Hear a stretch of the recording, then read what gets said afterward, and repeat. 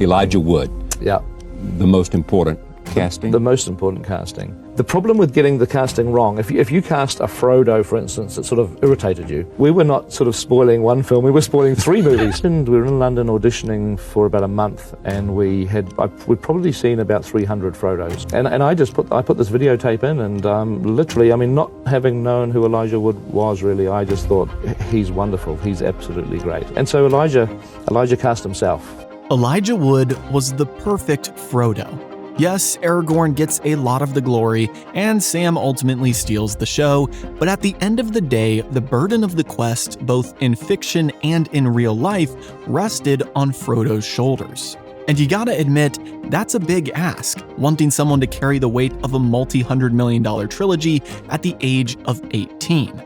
Before the age where most people have decided what they want to even do for the rest of their life, Elijah Wood had already committed to a multi-year film shoot in a country literally on the other side of the planet from him.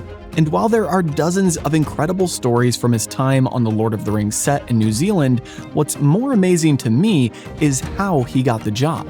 Because unlike the other actors who pretty much immediately came to mind for Peter Jackson when he was casting his epic saga, Elijah Wood kind of came out of nowhere. Without Peter Jackson ever having seen his face and determined to not hire an American actor for the role, Elijah popped onto the scene with a custom VHS audition and essentially cast himself as Frodo, whether Jackson liked it or not. So in today's video, join me as we go step by step through Elijah Wood's life and uncover the crazy details of how he got into acting, how he landed this 1 in a million role, and what his time in New Zealand was truly like. If you've never heard of Frodo's Toilets, then you're gonna want to stay tuned. My name is Gibby, and welcome to Factor Fantasy, a place where we discuss all things Lord of the Rings and Tolkien. This is episode 6 in my Becoming series, in which I uncover every interesting detail about how your favorite actors became your favorite characters in The Lord of the Rings.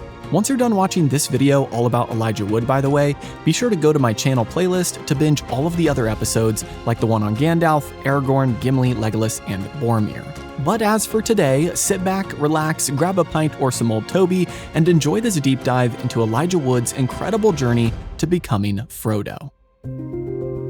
To truly appreciate the absolute audacity of how Elijah Wood eventually won the role of the Ring Bearer, we first have to look at exactly where he came from. Because unlike the classically trained Shakespearean stage actors that would eventually surround him in the Fellowship, like Sir Ian McKellen or John Rhys Davies, Elijah's training ground was fundamentally different. He wasn't bred in the elite theatrical institutions of London, his foundation was the American heartland, and his classroom was the Hollywood studio system. Born in January of 1981 in Cedar Rapids, Iowa, Elijah's early life was defined by a fiercely hardworking, blue-collar environment. His parents, Debbie and Warren Wood, operated a local delicatessen, dedicating long, grueling hours to the family business. But even as a toddler, it was abundantly clear that Elijah was not built for a quiet life behind a deli counter. He possessed a boundless, chaotic, and almost uncontainable childhood energy, so much so that his mother playfully nicknamed him Sparkplug and Monkey because he was constantly climbing on the furniture and running around the house. Recognizing that this intense, hyperactive focus needed an outlet, Debbie decided to channel his energy into the arts. She enrolled him in local modeling gigs and fashion shows, which quickly escalated into local theatrical productions. Before he was even 7 years old, Elijah was already getting his first taste of the stage, performing in local choir and community theater runs of The Sound of Music and The Wizard of Oz. But it wasn't just a hobby. He had a natural, magnetic presence. He was expressive, fearless, and incredibly comfortable in front of a crowd. Realizing that her son had a raw, undeniable talent that far exceeded the boundaries of Cedar Rapids, Debbie Wood made a monumental family decision in 1998 that would alter the trajectory of their lives forever. She packed up and relocated to Los Angeles to seriously pursue an entertainment career for young Elijah. But this wasn't a glamorous Hollywood vacation, it was a massive, stressful gamble. To keep the family financially afloat, his father Warren and his older brother Zach had to temporarily stay behind in Iowa to continue running the deli. It was an immense sacrifice, requiring Debbie to navigate the brutal, soul-crushing grind of daily child actor auditions in Southern California while her family was halfway across the country. But that gamble paid off almost instantly.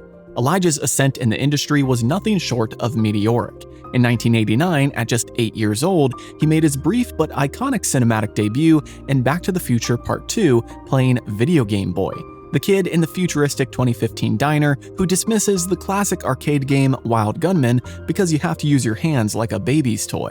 From there, the floodgates opened. Barry Levinson cast him in the critically acclaimed drama Avalon in 1990, which proved he could hold his own in serious prestige cinema. Throughout the early 90s, he quickly became one of the most bankable and respected child stars on the planet, landing massive breakout roles in Paradise, the heartbreaking family drama Radio Flyer, and starring opposite Mel Gibson in Forever Young. As the 90s progressed, Elijah found himself navigating the notoriously perilous transition from child star to young adult, a bridge where countless actors see their careers completely fizzle out.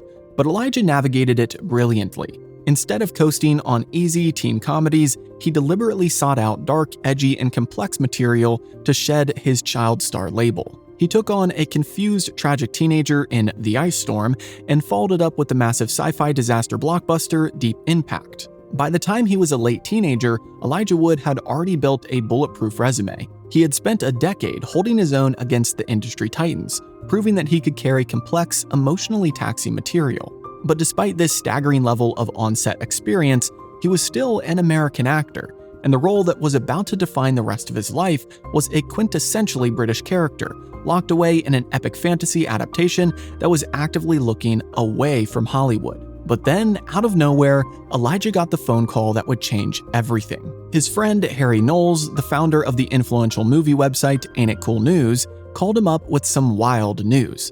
Knowles had just gotten off the phone with director Peter Jackson, who was gearing up for an impossible multi-film adaptation of The Lord of the Rings. Knowing Elijah's highly expressive features, Knowles excitedly urged him over the phone, "Dude, you gotta play Frodo." And right there, the spark was ignited. And Elijah didn't waste a single second, because he was about to pull off one of the most audacious audition stunts in modern Hollywood history. Across the world in London, Peter Jackson and his casting team were hitting a brick wall. They had set up auditions in London to hopefully find their Frodo there as a British actor, although casting director Victoria Burrows also had an office set up in America. Casting the ring bearer was the single most important decision of the entire $300 million production. If Frodo didn't work, the entire 9-hour trilogy would completely collapse. Because of this monumental pressure, the casting net was cast incredibly wide. Jackson and his team scoured the globe, auditioning over 200 potential actors for the role of Frodo Baggins, and they were coming up entirely empty. The behind-the-scenes reality of this search was messy and filled with near misses. For example, rising Hollywood star Jake Gyllenhaal famously made it deep into the audition process despite being American, although Jackson's bias toward British actors was confirmed after Gyllenhaal's atrocious audition. It was so bad that Peter Jackson told him he was one of the worst actors he had ever seen, and that he should fire his agents for not telling him that he needed a British accent for the role. I auditioned for The Lord of the Rings. For Frodo. Yeah, sorry. There were no lines. Like, we didn't have any lines to say, really. It was just like finding the ring. So I sort of like walked up and I like sort of opened it up and I was like, is that good? Literally, Peter Jackson was like, What? and then I had a scene with lines and I didn't do an accent for it. And he turned to me, he's like, "You are the worst actor." Anyone tell you you're supposed to have an accent? I was like, no. He was like, well, fire your agents. The primary barrier for so many actors, and the reason the search was so desperate, was a strict studio and directorial preference. Jackson was adamant about finding a traditional British actor to anchor the role, adhering strictly to the cultural roots of Tolkien's text. Because of this mandate, an 18-year-old American kid from Iowa like Elijah Wood was almost entirely off the radar. He wasn't on any official shortlist, and he wasn't even supposed to be considered. So it came as a surprise when Elijah's agent finally secured him a chance to read the script. But there was a bit of a catch. The studio's strict secrecy meant that Elijah wasn't even allowed to take the script home. He had to sit alone in the sterile, white-walled casting office of LA for 2 hours to just read the scenes. When he was told to return later to perform a standard reading against the same blank white wall, Elijah flat out refused. He didn't want to wait around for the studio machine to pass him over. He knew that an American kid reading lines in a sterile office wouldn't be enough to break through Jackson's British-only mandate. So, in a whirlwind 24-hour sprint, he took complete control of his own destiny. Instead of playing by the studio's rules, he hatched a rogue guerrilla audition plan. First, to overcome the dialect barrier that had tanked so many other American actors, he immediately hired a dialect coach to nail the specific, refined English accent of a Baggins. After that, he went to Western Costume, a historic Hollywood rental house, and got the best Hobbit-looking outfit that he could find. Finally, he grabbed his filmmaker friend George Huang to operate the camera. Fun fact, George Huang was actually his guardian at one point. I met Elijah on the set of The Faculty when I was helping Kevin Williamson and Robert out. In fact, I was his assigned guardian. His mom was taking him from set to set, and he goes, well, I'm tired of my mom doing this. Will you come live in New York with me as my guardian? I said, yeah, that sounds pretty cool. Why not? He was up for this part. Said, well, just go in and, put yourself on tape with the casting director. And Elijah had the foresight to say, yeah, I don't want to be under fluorescent light. They said, can we go out somewhere and make this like a mini movie? I said, yeah, sure, we can do that. When do you need it by? It's by tomorrow morning. The duo hiked up into the woods of Griffith Park in Los Angeles, using the trees as a geographical stand-in for the untamed wilds of Middle-earth. But they didn't just film a standard monologue. They shot 3 distinct scenes from different cinematic angles to showcase Frodo's entire emotional arc, from the wide-eyed innocence of the Shire to the dark psychological corruption of the One Ring. And after that came the post-production hustle. To cut the footage into a seamless mini-movie, Elijah used his industry connections to get late-night access to the editing bays at Miramax. He output the final edit onto a standard VHS tape, hand-delivered it to Victoria Burrows at the casting office, and it was FedExed straight to London, where Peter Jackson and Fran Walsh were holding their auditions for Frodo. When Peter, who had never actually seen Elijah Wood in a film and had no idea what he looked like, popped the tape into his monitor, the grueling 200-person casting search ended instantly. Jackson was absolutely blown away, later recalling that this immediate reaction was simply, "Here's our Frodo." He immediately halted the search, called the young American actor directly, and offered him the adventure of a lifetime. Stepping off that plane in New Zealand, the reality of the situation finally hit Elijah.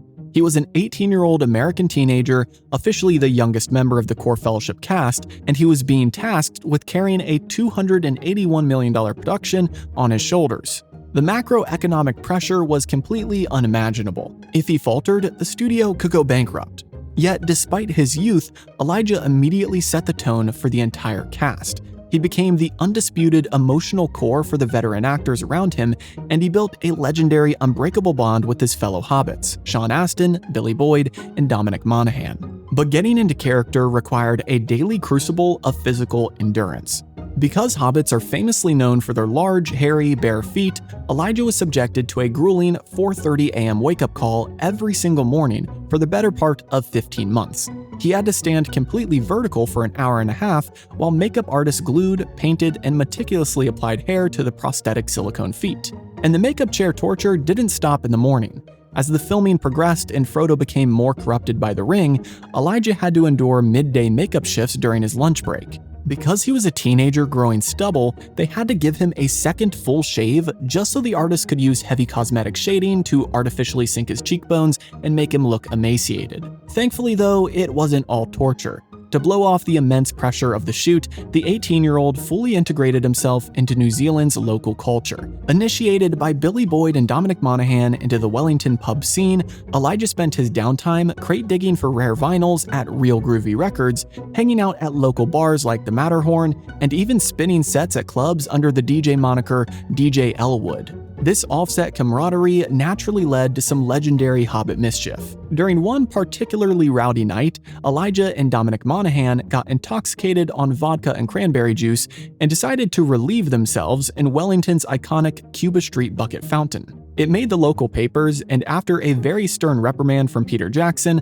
Elijah made a financial donation to the city council for reparations. He explicitly requested that the funds be used to construct public restrooms near the mall, and to this day, locals still affectionately refer to those bathrooms as Frodo's toilets. But while the weekends were filled with vinyl records and pub crawls, the actual workdays were a grueling gauntlet of environmental extremes. During the filming of the Midgewater Marshes sequence, a freak November blizzard struck the set, dropping snowflakes the size of your hands. The hobbits were forced to stand knee-deep in freezing swamp water, while playful Viggo Mortensen physically shoved them deeper into the muck to keep their on-screen misery looking authentic. The aftermath of that day is legend now. The Frozen cast congregated in a tiny hotel laundry room, sitting on top of vibrating washing machines to generate body heat and passing around a bottle of whiskey just to stave off the hypothermia. I'm pretty sure that Billy Boyd to this day still calls that the worst day of filming. But if the physical toll wasn't enough, the psychological stress of the production schedule was maddening. At one point, massive regional flooding completely destroyed their outdoor sets. Desperate to keep shooting, Peter Jackson rushed Elijah and Sean Astin into a rented hotel squash court in Queenstown to film the highly emotional climax where a corrupted Frodo banishes Sam on the stairs of Cirith Ungol. Elijah was suddenly forced to portray a hollowed-out, deeply traumatized version of the character before he had even mapped out the emotional journey to get there. But the craziest part is that the very next day, the weather cleared up and they had to abandon the scene. Jackson just kept renting that exact squash court for a full year until they finally returned to finish the rest of the emotional sequence, leaving Elijah to carry the anxiety of an unfinished climax for 12 grueling months. But it was exactly that kind of internal psychological weight that defined Elijah's specific acting technique for this role. Because Frodo is so heavily burdened and isolated by the ring, he becomes increasingly nonverbal as the trilogy progresses. He couldn't rely on dialogue. Instead, he had to master the art of conveying deep trauma and internal corruption purely through his massive, expressive blue eyes during Peter Jackson's intense macro close-ups. This silent acting peaked during the terrifying Shelob cocoon scene. Elijah was bound tightly in a sticky, restrictive web prop for an entire day, unable to move and unable to even use the restroom. Through all of it, he maintained a perfectly unblinking, glassy, dead stare with his eyes wide open, absolutely amazing the crew with his physical control. This intense internalization of the character's anxiety also led to the ultimate happy accident of the trilogy. If you pay close attention to the extreme close-ups of Frodo holding the One Ring, you'll notice that his fingernails are severely bitten, raw, and ravaged. The production didn't use a hand double. Those were Elijah's actual fingernails, chewed down to the quick out of pure real-life anxiety from carrying the massive production. That genuine nervous habit perfectly captured the psychological corrosion of the cursed object on camera. When principal photography finally came to a close, the actors knew that they had survived something truly unprecedented. To permanently mark their shared survival, on Wrap Day, Elijah and the rest of the core fellowship walked into a tattoo parlor. They all got a matching tattoo of the Elvish word for 9, with Elijah choosing to place his in a hidden spot on his lower stomach near his hip. They had literally left their blood and sweat on the battlefields of Middle-earth, and they were taking a piece of it home with them on their skin forever. When the Fellowship of the Ring was released in December of 2001, it was an instant global phenomenon, and it went on to gross nearly $3 billion worldwide across the trilogy and turned Elijah Wood into the universally recognizable face of the decade's biggest cinematic achievement. But that immense fame, combined with the sheer physical toll of the grueling 16-month production, left him completely depleted. So when Hollywood handed him the keys to the blockbuster kingdom, he intentionally hit the brakes. To avoid being typecast as the pure fantasy hero, he used his newfound cultural capital to pursue deeply personal, unconventional indie roles. His love for outside-the-box genre storytelling eventually took him behind the camera. In 2010, Elijah co-founded SpectreVision, successfully building an indie empire using his massive platform to give a voice to unconventional filmmakers and fresh, weird narratives. Looking back at his exhaustive journey, a definitive truth emerges. Elijah Wood didn't just get lucky in a sterile Los Angeles casting room. He engineered his own destiny through sheer passion, audacity, and a rogue VHS tape. While some actors run from the defining roles of their youth, Elijah fully embraces his legacy as Frodo Baggins. He proved that to play the ultimate underdog carrying an impossible burden, he had to take a massive risk right from the start. And beautifully, he used the incredible reward of that risk to sustain his true passion, remaining a fiercely independent, grounded artist for the rest of his career. So what do you think about Elijah's incredible journey to Middle-earth? And who should I cover next in this series? Let me know your thoughts down in the comments. Also, if you enjoyed this deep dive, please drop a like and subscribe, as that greatly helps the channel. I want to give a massive shout out to Jason, Joshua, Timothy, RoboSteve, Drix, Andy, Maha, and the rest of my incredible Patreon and YouTube members who help make these videos possible. As always, don't forget that you matter and Jesus loves you. I'll see you guys in the next video.